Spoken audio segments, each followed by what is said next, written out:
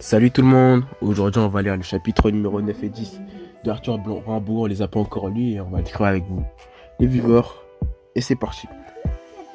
Vitaly et Isabelle fixent leur frère d'un œil effaré. Celui-ci a déchiré sa cravate, jeté par terre sa veste uniforme, la chemise déboutonnée, les cheveux en bataille.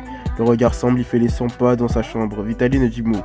Elle connaît son Arthur, plus rien de lui ne l'étonne. Isabelle, en revanche, a bien envie de protester. Elle est rentrée du pensionnat la veille et à cette première journée de vacances avait si bien commencé. Quelle pitié de l'avoir gâché maintenant. Le matin, elle a assisté à la distribution des prix au collège de Charleville avec sa mère et sa sœur. Pour la circonstance, elle avait revêtu sa robe du dimanche, celle dont le col est brodé, tandis que Madame Rimbaud portait sa robe de soie grisée et sa mante en chantilly, comme elle en a applaudi lorsqu'à cette reprise. Le proviseur a appelé Arthur pour lui remettre le premier prix, et à la fin de la cérémonie, quel tonnerre d'applaudissements. Devant l'assemblée de tous les parents des pensionnaires du collège et du séminaire, des notables de la ville, le proviseur a annoncé qu'Arthur avait obtenu le premier prix de vers latin au concours académique. Le concours académique, la suprême récompense. Tous les professeurs, un à un, ont serré la main d'Arthur. Lui pourtant semblait triste malgré tous ses succès. Georges Isambard était absent, il avait dû quitter Charleville avant la distribution des prix. Le soleil en revanche était au rendez-vous, et si rare en juillet à Charleville. Avec Vitaly, elle a aidé Arthur à porter ses livres, tellement il y en avait. De grands, de beaux livres, reliés avec des illustrations à l'intérieur. Quel fou rire lorsque sa sœur a lâché la pile qu'elle tenait, en glissant sur le trottoir. Le déjeuner à la maison était gai. La mère n'avait préparé un bon repas et à la table, elle a même lancé 2 ou 3 bonbons. Elle était si contente, si fière, elle avait oublié ses soucis. Pourtant, Frédéric a disparu depuis 2 jours. En ville, les gens racontent qu'il se serait fait soldat. Quelle idée, la mère n'y croit pas, elle a raison. Ça aurait été agréable de se promener en fin d'après-midi sur le bord de la Meuse, mais avec cette colère soudaine d'Arthur, il ne faut plus y penser. Voilà que maintenant il s'en prend au prix qu'il a reçu. Il les déchire et les piétine. Arrête Arthur, crie Isabelle en se précipitant sur son frère. Pourtant tu fais ça. Tandis qu'elle s'accroche à son bras, il écarte d'un geste violent et s'attaque à un autre volume qui réduit en charpie. Laisse-moi au moins les images. Isabelle fond aux larmes. Vitaly tente de la consoler sans succès. Oh toi ça va. Je sais que tu vas me dire, tu prends toujours la défense d'Arthur, même quand il est fou.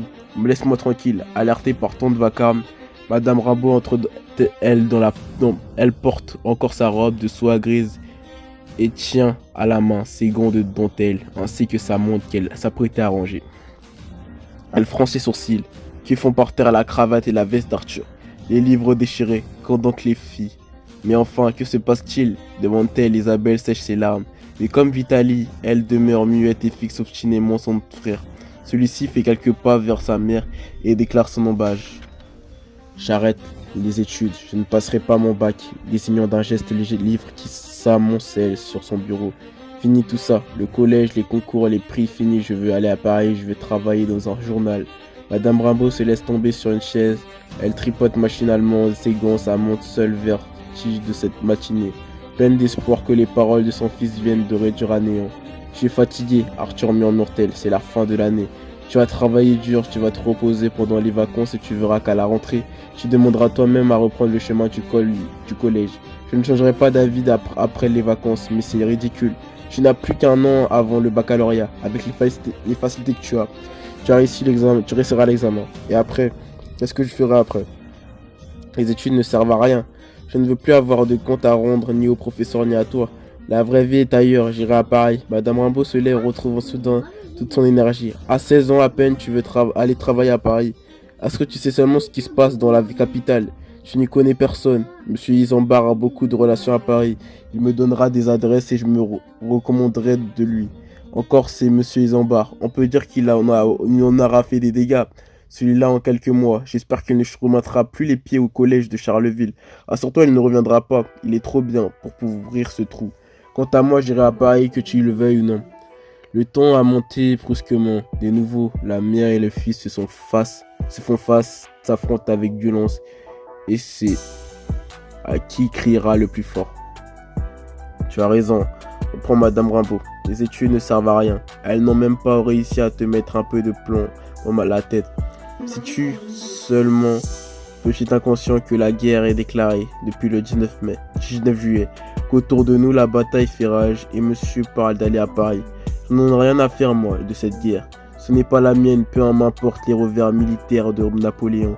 Si au moins l'Empire pouvait en crever de cette guerre, ça suffit. Tu continueras tes études, tu m'entends. S'il le faut, je t'enfermerai dans un internat. C'est ça, enferme-moi dans un internat. Enferme-moi encore dans ton grenier. Rien ne m'empêchera d'aller à Paris. La mère et le fils se mesurent du regard, mais cette fois, c'est Madame Rimbaud qui baisse les yeux avec des gestes d'automate. Elle commence à mettre de l'ordre dans la pièce, ramassant les vêtements d'Arthur et les morceaux de papier qui jonchent le sol. Quelqu'un frappe à la porte, elle fait signe à Vitaly d'aller ouvrir et quelques instants après, la jeune fille revient en compagnie d'Ernest Delaway. Le jeune homme entre et salue Madame Rimbaud. Il a l'air tendu lui aussi. Debout sur le seuil de la porte, il triture les bords de son chapeau, en jetant des coups d'œil sur Arthur qui, après un bref signe de tête, lui a tourné le dos et s'est planté devant la fenêtre. Quelle nouvelle nous apportez-vous ? Ernest devant Madame Rimbaud au bout d'un moment. De bien tristes nouvelles. Nous avons perdu la bataille à Wissembourg. L'armée prussienne est victorieuse. Sans se retourner, Arthur d'un ton plein d'ironie lui lance. Tu t'inquiètes pour l'armée de Napoléon maintenant ? Je m'inquiète pour mon père, rétorque Ernest, piqué par le mépris de son camarade. Il a été mobilisé en fin de semaine. Ce matin, nous avons reçu un mot de lui dans lequel il nous apprend qu'il jette un regard à Madame Rimbaud, puis gêné baisse ses yeux. Que dit votre père ? Insiste Madame Rimbaud. Eh bien, il dit que son régiment, il a trouvé. Qui a-t-il trouvé ? Qui a-t-il retrouvé Frédéric ? Madame Rimbaud blêmit, craignant de la voir défaillir. Vitaly et Isabelle s'empressent d'avancer une chaise et de le faire asseoir. C'est donc vrai ? Balbutie-t-elle d'une voix à peine audible. Il s'est enrôlé sans me prévenir, sans me crier gare. Frédéric, soldat en pleine guerre, mon Dieu. Elle enfoue sa tête entre ses mains et ne dit plus un mot. Arthur quitte enfin la fenêtre, il s'approche de sa mère et l'observe d'un instant. Dans son regard, pas la moindre pitié.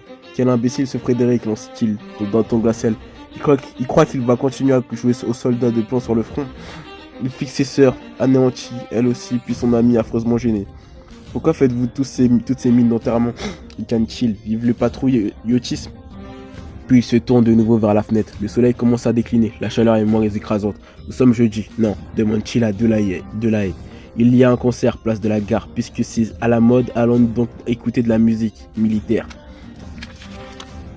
Sans laisser à son ami le temps de prendre congé, il l'entraîne rapidement dehors. Silencieux, les deux jeunes gens marchent d'un bon pas. Une fois le quai de la Madeleine suffisamment loin, derrière eux, Arthur s'arrête et demande « Tu n'auras pas ?» S'y répond aussitôt Ernest. « J'ai réussi à m'en procurer. » Il s'en sort de sa poche du papier à cigarette et un peu de tabac. « Attends, pas ici » dit Arthur. Il se dirige vers un Porsche. Là, les deux jeunes gens s'accroupissent et roulent leurs cigarettes avec main de précaution, remarquant l'œil inquiet d'Arthur. « Arrête un peu » dit Ernest. Ta mère ne peut pas nous avoir suivis jusqu'ici. La pauvre, je crois qu'elle a été secouée par la nouvelle. Frédéric soldat, c'est le bouquet. Ce n'est pas d'elle que je me méfie. Dans cette foutue ville, il y a un œil derrière chaque carreau, une oreille derrière chaque porte, et les langues de vipères sont en légion. Les deux jeunes gens allument leurs cigarettes et tirent plusieurs bouffées à la file. Les yeux rougis par la fumée, c'est à qui réussira à réprimer la toux qui menace. Ils se lèvent et poursuivent leur chemin vers la place de la gare. Le soleil s'est couché, une brise légère annonce une soirée douce et agréable. Ils n'ont pas envie de parler et se sentent bien ainsi, leurs pensées se vagabondent au gré des voleurs de fumée. Ils ont oublié leurs cigarettes qui se consument toutes seules. La place de la gare apparaît bientôt grouillante de monde. Toute Charleville est là, assis sur les bancs qui entourent la pelouse bien carrée. Bien tendu, les aides de rosier s'alignent parfaitement taillées et le feuillage des arbres ne bouge pas d'un pouce sous la brise. Arbres et feuilles semblent se tenir au garde à vous. Pour la circonstance comme la Carapolitain, qui en ce jeudi soir un peu exceptionnel en fait rouer aux toilettes. Les conversations vont bon train, c'est la guerre. On va la gagner, c'est sûr. Napoléon va leur flanquer une bonne raclée à ses Prussiens. Dans le kiosque, au milieu du jardin, joue une polka marzuka. Personne ne remarque les couacs que laissent échapper les musiciens. Toutefois, lorsque les notes se taisent, on applaudit. Delahaye a retrouvé un groupe de collégiens à l'autre bout du jardin. Arthur, lui, a préféré demeurer à l'écart, adossé à un arbre, les mains dans les poches. Il promène un regard méprisant autour de lui. Les premiers rangs sont occupés par le beau monde. Monsieur le notaire, dans son habit noir ou breloque, les décorations trônent parmi de vieux rentiers qui ont chaussé des pelles l'oignon pour mieux entendre l'orchestre. Dans les rangs du milieu, des employés de bureau suivant dans leur costume du dimanche étriqués sont assis sur une fesse. C'est qu'ils sont accompagnés de leurs femmes grasses et opulentes dans leurs robes à volants. L'épicier est là aussi qui fait de grands discours et à l'aide de sa canne dessine sur la table les positions de troupes françaises face à l'ennemi. Sa canne à pommeau est neuve, il voudrait qu'on l'admire. Il ne s'interrompt que pour priser sa tabatière en argent dont il est très fier. Oui, les affaires ont bien marché cette année, pourvu que la guerre ne leur porte pas préjudice. Les derniers rangs sont abandonnés aux bonnes de ces messieurs dames, serrés les unes contre les autres. Elles ont bien du mal à calmer les bébés qui n'apprécient guère la musique militaire et l'échangeraient bien à cette heure contre une berceuse. De jeunes soldats leur tournent autour, pavoisant dans leurs uniformes, ils trouvent les bébés mignons à croquer histoire de lier conversation. Enfin, loin derrière les bancs, un groupe de jeunes filles s'ébroue en riant. Elles profitent de la nuit tombante pour courir en soulevant leurs jupons de dentelle. De temps en temps, elles s'arrêtent et jettent un coup d'œil vers l'étudiant débraillé qui est adossé au marronnier. Les observe en rougissant. Elles parlent tous tout bas et soudain se mettent à glouser car l'une d'elles s'est dirigée nonchalamment vers le marronnier. Elle fait les yeux doux à l'étudiant, se retourne, lui montre la courbe de ses épaules pour son corsage brodé. Lui, il l'admire un instant, puis détourne le regard, bénissant l'obscurité qui cache sa timidité. Et voilà qu'il tressaille. Delahaye s'est approché de la demoiselle et échange quelques mots avec elle. Son camarade le désigne du doigt. La jeune fille acquiesce et s'éloigne. « Qu'est-ce que tu lui as dit ?» demande Arthur à son ami qui la rejoint. « Ça y est, c'est arrangé, elle t'attend, » dit Ernest, un sourire triomphant aux lèvres. « Où ça ? Sur la promenade. Mais son père est là. Je l'ai vu, assis au premier rang. Tiens, regarde, son faux col brille dans la noire. Ne t'inquiète pas, il est en grande conversation avec le notaire. Il n'y verra que du feu. Et sa mère, elle doit être dans un coin, non ? Du tout, elle est à la maison. Il n'y a aucun danger, je te dis. Vas-y, elle t'attend. » Arthur fait quelques pas, mais revient aussitôt. « Qu'est-ce que je vais lui dire ?» demande-t-il, l'air pénaud. « Mais enfin, qu'est-ce qui t'arrive ? Débrouille-toi tout seul. Je ne vais pas y aller à ta place, non ? Je ne pensais pas qu'elle serait là. Ce soir, moi je le savais.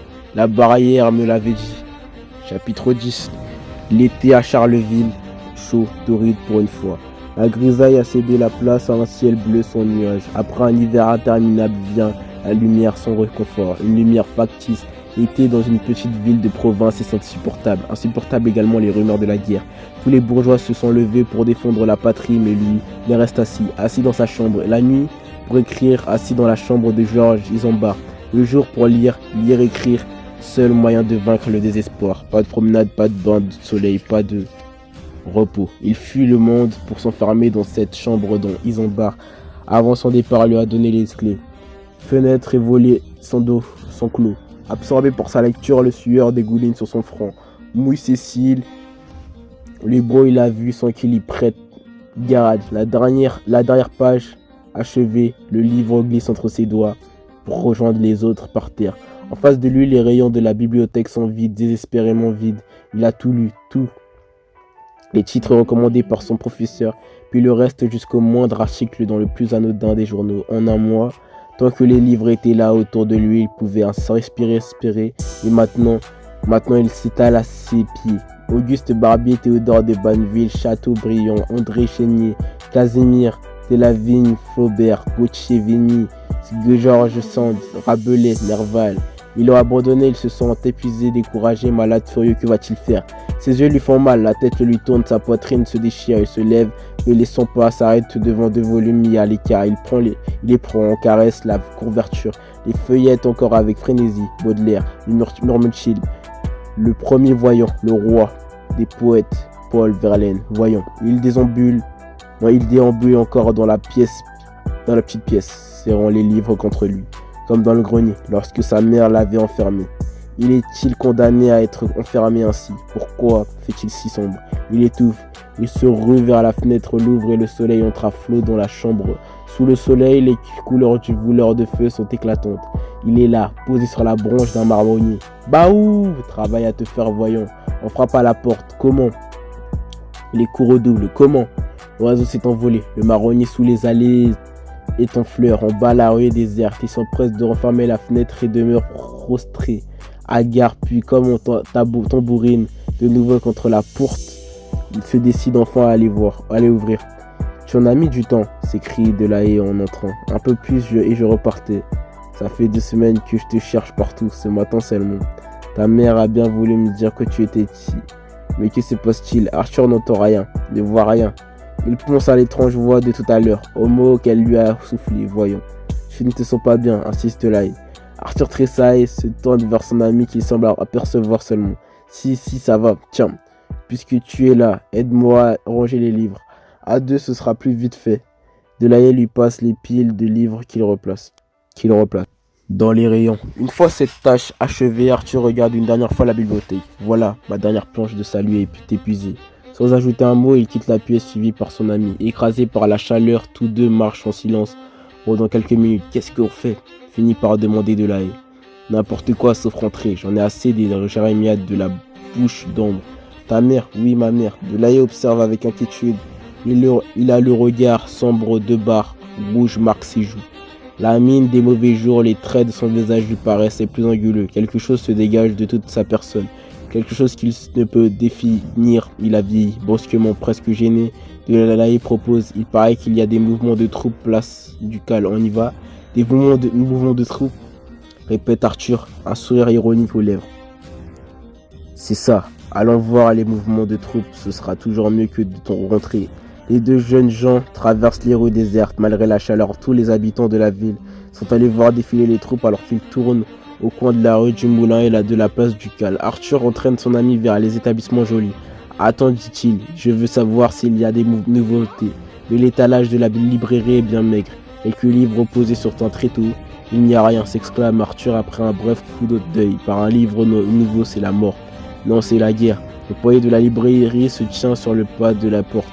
Le béret de travers l'a affublé d'une blouse grise crasseuse. Il a l'air aussi poussiéreux que ses livres. C'est la guerre, répète-t-il. Le courrier ne nous envoie plus rien. Les livres ne sont plus acheminés de Paris. Si ça vous intéresse, j'ai le courrier des Ardennes. C'est tout ce que je peux vous proposer.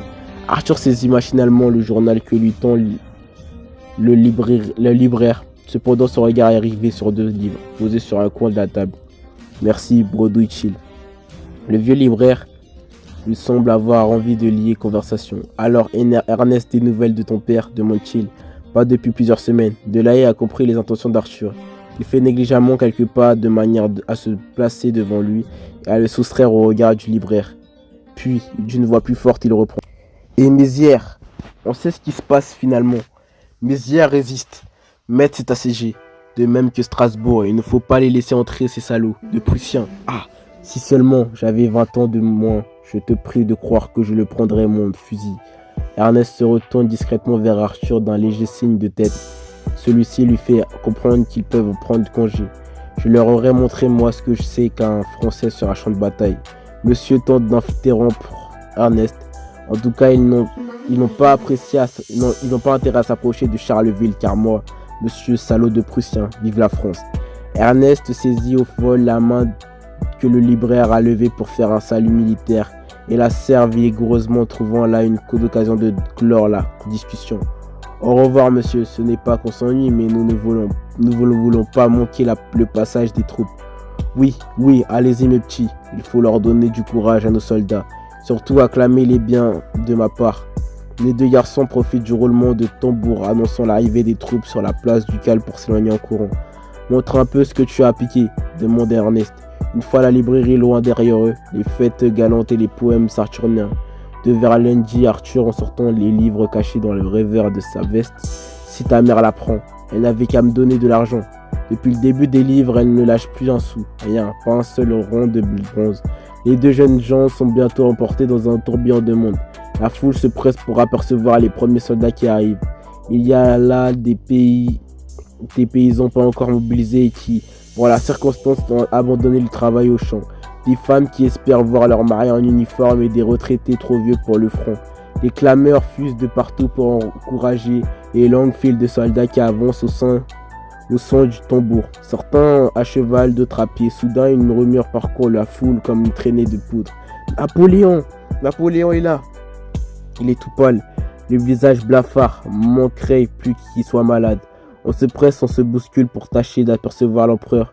On se fraye même un chemin parmi les chevaux au risque de prendre un coup de sabot Et là, on s'avance vers le soldat. On leur lance 2 ou 3 mots d'encouragement. Ils sont fiers, les soldats, fiers de porter l'uniforme, fiers d'aller se battre pour la patrie, je pense que ça doit être ça. Les acclamations de la foule leur gonflent le cœur. Souriant, ils brandissent leurs fusils en signe de victoire. Emporté par la foule, Arthur a été séparé de son compagnon. Il serre contre lui les livres qu'il a volés. Ses armes à lui et le dégoût lui montent aux lèvres. Entraîné par un groupe de paysans, il se retrouve près d'un soldat, frôlant les flancs et écumants de sa monture. Le trot du cheval, mêlé au roulement de tambour, lui martèle le crâne. Il lève la tête vers le soldat. C'est un jeune homme, âgé d'une vingtaine d'années, tout au plus. Son shako, trop grand pour lui, cache son front et ne laisse voir que ses yeux. La pâleur extrême de ses joues, ses lèvres tremblent, la chaleur est étouffante, pourtant il a froid. Il croise le regard d'Arthur et une vague lueur s'allume dans ses yeux. Il semble prêt à parler lorsqu'un paysan l'apostrophe. Dans quelle direction allez-vous? À Metz. À la boucherie, répond le jeune soldat.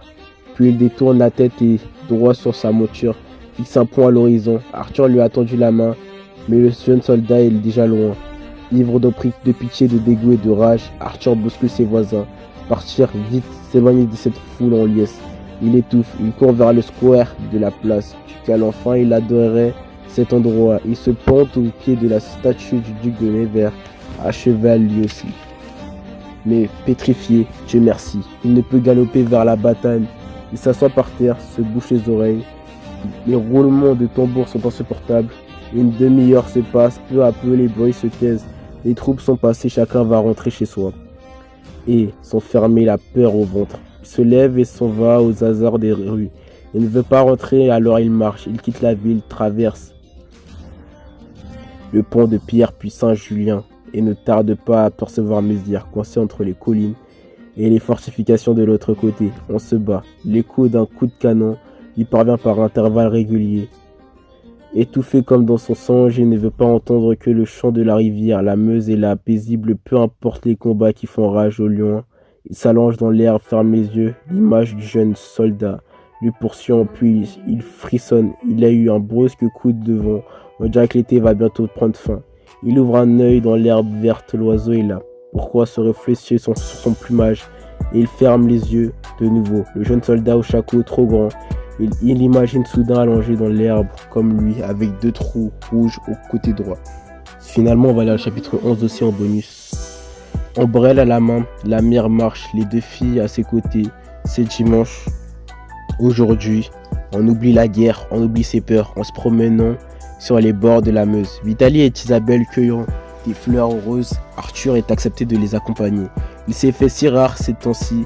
Elle se retourne vers lui à intervalles réguliers lui font gaiement un signe. Lui leur répond par un vague geste de la main, un sourire forcé. Il marche à quelques pas derrière en suivant le cours de la rivière. L'eau, grise et trouble, est particulièrement calme. Un vieil homme rame péniblement et regarde d'un œil morne une barque qui, non loin de lui, flotte au gré du vent. Accroupi au bord de l'eau, Arthur a lui aussi les yeux posés sur la petite embarcation. Il reconnaît la barque du tanneur. Elle a dû briser sa chaîne pour y s'évader si loin du quai. Puis il se retourne vers les collines qui encadrent la vallée. Lui aussi, il va briser sa chaîne. Sa mère et ses sœurs ont pris une sérieuse avance. Il ne distingue leur silhouette que très vaguement. Elles se sont assises dans l'herbe et de loin, on dirait des taches de couleur. La plus haute est noire. Les 2 autres d'un bleu délavé comme d'étain, haussé par un petit point rouge, le livre que Vitaly tient à la main. Mais le tour reste figé, les couleurs ne se mêlent plus, la poésie affiche, Charleville est plus insupportable que jamais. Maman, demande Isabelle, est-ce que je peux aller cueillir des fleurs de l'autre côté de la prairie? Si tu veux, répond Madame Rimbaud, mais ne t'éloigne pas trop. Je vais rejoindre Arthur, comme ça je reviendrai avec lui. Vitaly, tu m'accompagnes? La jeune fille lève les yeux du livre qu'elle ne lit plus depuis un moment déjà. Non, je préfère attendre ici. Tu ne te sens pas bien? S'enquiert aussitôt Madame Rimbaud. Ta poitrine te fait mal de nouveau? Non, tout va bien. Et Vitaly se replonge dans sa lecture, relisons la même phrase pour la énième fois. La petite Isabelle hausse ses épaules et s'éloigne. Elle en a assez de tous ces visages tristes, il fait beau et elle a envie de s'amuser. Les vacances tirent à leur fin, il faut en profiter. La guerre, elle ne sait pas au juste ce que c'est. Tout le monde s'inquiète pour Frédéric, mais il est courant et fort. Il saura bien se débrouiller. Elle batifole un instant, ramasse des fleurs, compose un bouquet, puis, ayant croisé une pensionnaire du Saint-Sépulcre, fait quelques pas en sa compagnie, mais ça recommence, la guerre. Son père mobilisé, quel ennui. Qu'est-ce qu'elles ont tout à rassasser les mêmes choses. Et son père a-t-elle, il est absent depuis toujours. Elles sont pleines, non. Alors alléguant un prétexte quelconque, elles sont presque de quitter sa camarade. Elle flâne près de la rivière et ne tarde pas à apercevoir le vieil homme dans sa barque. Vous n'auriez pas vu mon frère demande-t-elle, il était là tout à l'heure. Le vieillard lève sur elle un regard hébété. Un jeune homme très mince, pas très grand, avec un carnet à la main. D'un geste, le vieillard lui fait comprendre qu'il est sourd. Décidément, elle hausse les épaules et poursuit son chemin. Irritée par la monotonie ambiante, elle se met à marcher seule sur les fleurs, à les écraser une par une. Sa mère ne la voit pas, elle peut donc s'en donner à cœur joie. Mais le jeu devient vite lassant et elle finit par rebrousser chemin. Où est Arthur lui demande Madame Rimbaud. Aucune idée, reprend la petite d'un air détaché. Je suis allé jusqu'au bout de la prairie et je ne l'ai pas vu. Tu en es sûr? Je ne suis pas myope. J'aurais reconnu mon frère, non? La petite baisse la tête. Qu'est-ce qui lui a pris de répondre avec autant d'impertinence? Elle n'en sait pas. Rien elle-même. Elle se sent si agacée tout d'un coup. Et l'air sinistre de Vitaly qui scrute l'horizon d'un œil morne l'exaspère. Madame Rimbaud se trouve vers celle-ci. Tu es au courant de quelque chose, lui demande-t-elle. Arthur avait un rendez-vous aujourd'hui. Je ne sais pas, moi, avec Ernest, par exemple. Non, je ne crois pas. Bredouille la jeune fille, manifestement gênée. Il a dû aller chercher un livre à la maison et il va revenir. Tu sais bien comment il est, sans lecture, lui. Madame Rimbaud pose un regard insistant sur sa fille. Pourquoi a-t-elle les yeux humides? Tu es sûr que tu ne me caches rien? Et non, et Vitaly se dissimule de nouveau derrière son livre. Bien, tranche Madame Rimbaud. Nous allons l'attendre d'une demi-heure. S'il n'est pas là, nous rentrerons à la maison. Une demi-heure se passe, puis une heure entière, Arthur ne survient pas. On rassemble les affaires sous la bruine qui commence à tomber. Les deux filles ont dîné et se sont couchées. Madame Rimbaud n'a rien pu avaler. Assise dans le grand fauteuil, elle fixe la porte d'entrée. 11 heures passées. Toujours pas d'Arthur, elle a commencé par éprouver de la colère. Si le petit drôle avait pointé le nez en début de soirée, elle l'aurait laissé dehors. Mais maintenant, les pensées les plus noires l'assaillent. N'y tenant plus, elle se lève, elle jette un manteau sur ses épaules et sort. Elle arpentera toute la ville s'il le faut. Elle le retrouvera. Elle marche d'un bon pas dans l'obscurité. Ses talons claquent sur le pavé humide. Les rues sont désertes, les volets clos, les portes barricadées, la peur de la guerre. Elle chasse ce mot, elle chasse la vision qu'il n'est fait naître. Frédéric, soldat dans une tranchée quelque part du côté de Sedan ou en Alsace, là où la bataille fait rage. Arthur enrôlé lui aussi sans la prévenir, impossible. Le patriotisme, ma patrie se lève, moi j'aime mieux la voir assise. Ses railleries la réconfortent. Arthur ne peut s'être enragé, prisonnier. Alors le pays est infesté d'Allemands. Il occupe Boulzicourt. Lettre de Rimbaud à Georges Zambord. 25 août 1870. Arthur Rimbaud occupe Boulzicourt, une localité à 10 km de Charleville. On raconte qu'il pille, viole, tue. Elle active la cadence, les deux filles sont seules à la maison. Première étape, la rue Bourbon. Arthur s'y promène souvent. Il a toujours eu la nostalgie de ces quartiers, pas un seul réverbère n'est allumé, les restrictions sont plus sensibles dans ce coin-là. Une odeur de moisi l'a saisi à la gorge et voilà que la pluie s'en mêle. Il n'y a pas un bruit, rien. Les enfants qui d'habitude traînent un guenille sur les trottoirs ont disparu. Les ouvriers ne prennent pas le frais dehors comme à l'ordinaire. Tout est calme, sinistre, signe de mort. Elle quitte la rue Bourbon, une idée lui traverse l'esprit. Comme il n'y a pas à penser plus tôt. Le cours d'Orléans, la chambre de Georges et Zambard, c'est là qu'elle aurait dû se rendre d'abord. Arthur y est sûrement plongé dans quelques lectures. Il aura oublié l'heure. Elle lève la tête vers la petite fenêtre. Au second étage, pas de lumière, peu importe. Elle monte et frappe à la porte. Personne ne répond, pas le moindre bruit ne vient de l'autre côté. Elle saisit la poignée et tente d'ouvrir, mais la porte est fermée à double tour. Elle redescend à toute vitesse et poursuit sa course. Elle relève le col de son manteau. La pluie redouble, il fait froid. Fin août et c'est déjà l'automne à Charleville. En octobre, Arthur aura 16 ans. Place du Cal, un réverbère éclaire la statue du duc de Nevers. Sinistre dans la pluie, dominant le square de vide, elle continue. Elle sous la pluie qui lui fouette le visage, ou bien les larmes qui coulent sans qu'elle s'en rende compte. Elle y voit de plus en plus mal. Place de la gare, un bruit la fait sursauter dans le kiosque, quelque chose a bougé. Elle s'approche et aperçoit un chat qui fuyant dans le noir. Elle a heurté une chaise, une feuille de papier traîne à terre. Ce n'est qu'une partition de musique oubliée par l'orchestre militaire. Ça aurait pu être un poème tombé de la poche d'Arthur, une preuve qu'il n'y a pas si longtemps Arthur, non, il n'y a pas si longtemps encore il se trouvait là. Elle quitte la place de la gare et suit la promenade des tilleuls. Les arbres dessinent des ombres gigantesques au-dessus d'elle qui marche tête baissée, comme si elle craignait qu'il ne se penche à son oreille pour lui confier un secret qu'elle n'aurait pas envie d'entendre. Une lumière, enfin, au bout de l'allée, c'est un café, le seul qui soit resté ouvert malgré la guerre. Elle qui n'a jamais franchi le seuil d'un café, elle entre sans hésiter. L'endroit est lugubre, deux vieillards assis à une table jouent aux cartes. Un peu plus loin, un homme plutôt jeune boit une absinthe, son unique jambe allongée sur un tabouret. La guerre a fait sortir de leur tanière ceux qui ont l'habitude de se cacher, les invalides et les vieux. Après avoir embrassé les regards le reste de la salle vide, elle s'approche du bar. Un tout jeune garçon issu des verres en bâillon. De grands yeux bleus lui dévorent le visage. Il doit y avoir 1 an ou 2 de moins qu'Arthur. C'est le fils de l'épicier. Son père est offrant, alors il aide sa mère à tenir la boutique dans la journée. Et le soir, il travaille au bar. Je n'aurais pas vu mon fils par hasard. Tu sais, Arthur, le plus jeune. Le garçon fait non de la tête et reprend son travail. Sa mère a entrouvert le rideau et observe l'intruse. Elle n'a aucune envie de se montrer ni de lui parler. Qu'est-ce qu'elle vient de faire ici, la Rimbaud à cette heure? De quoi se plaint-elle? Son homme, ça fait longtemps qu'elle l'a perdu. Elle, et puis ce n'est pas une cliente de l'épicerie.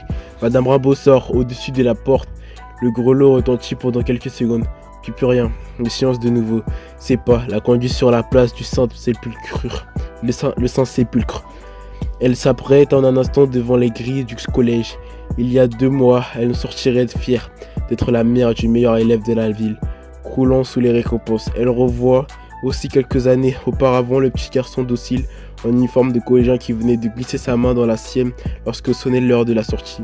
Après avoir allongé les établissements de la tannerie, elle s'approche du quai. La barque du tanneur n'est plus là. Elle scrute la Meuse noire, dernier refuge des noyés. L'humidité lui transperce les os. La voilà bredouille après avoir traversé toute la ville. Il reste encore un espoir. Les Delahaye, Arthur est peut-être chez Ernest. Emporté par une discussion, il aura décidé de passer la nuit chez lui.